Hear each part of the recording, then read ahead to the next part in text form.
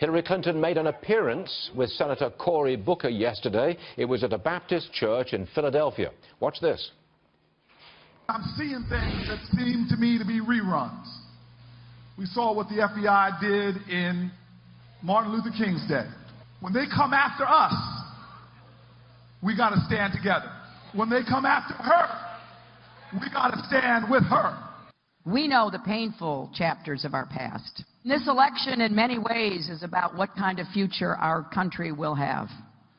Will it be dark and divisive, calling up the specters of our past, as Cory said, a rerun of some of our worst moments?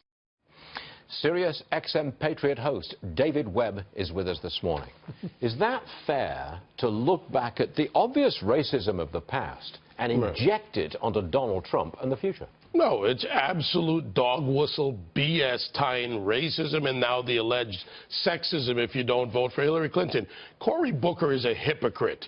This is a man who took the job as mayor from Sharp James, who took Newark through no growth, where blacks are in failed neighborhoods, where he did nothing, then was appointed to the senator's seat.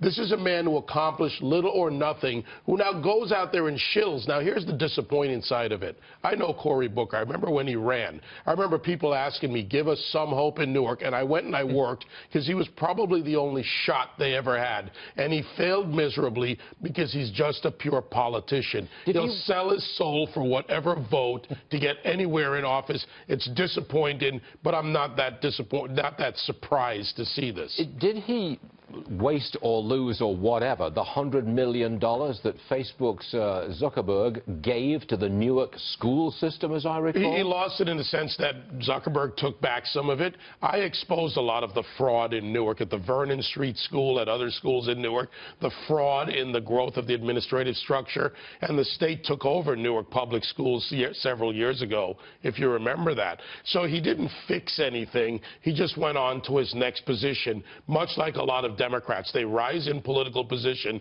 but where are the accomplishments that got them there? It's a highly divisive statement, what he just came out with. It's extremely divisive. But look, I want to talk to you about the Hispanic vote.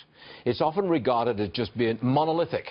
It's all this way or that way, and that's it. What's your experience? If you can't get everybody in your own family to agree on any topic 100%, why does any community have to be monolithic? The blacks are not monolithic. Hispanics are not monolithic. I've lived in Texas. In Texas, the vote goes in many directions on issues. In California, especially Northern California, very similar. You go into the areas of this country in the Southwest, the Hispanic vote is being sold. They're being sold the same lie.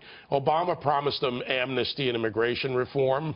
He never gave it to them. He uses them, just like Democrats make blacks promises and never deliver. It's all about making promises you don't have to deliver so you can keep them where you need them for votes. But in key states, the Hispanic and or black vote makes or breaks the Hillary Clinton candidacy in key states, Florida in particular, right? Yes, it does, but here's where she's losing. When you go into Miami-Dade County and Broward County, for example, the Hispanic population is much more complex. The Haitian population is probably more representative of what it used to be a while back, but they're even separate. So they cannot count on Hispanics and blacks, and frankly, millennials especially, see the failures of the Democrat Party to deliver on any promises to their parents. But the Puerto Rican vote, which is now very significant, certainly in the central part of the country, around Orlando, that will break solidly for Hillary Clinton. It probably will break solidly for her, but if they look back to their home country, our territory, Puerto Rico, and see the failures of Democrat policies, they might want to consider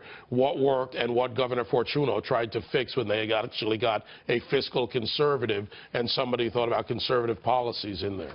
It's down to the wire, and you, sir, are going to be very busy on your radio show, aren't you? I'm going to be very busy. We're going to give you wall-to-wall coverage, and I'm always here for Stu Varney. Oh, what a guy. You're all right, fella. David, thank you very much, sir. Appreciate it.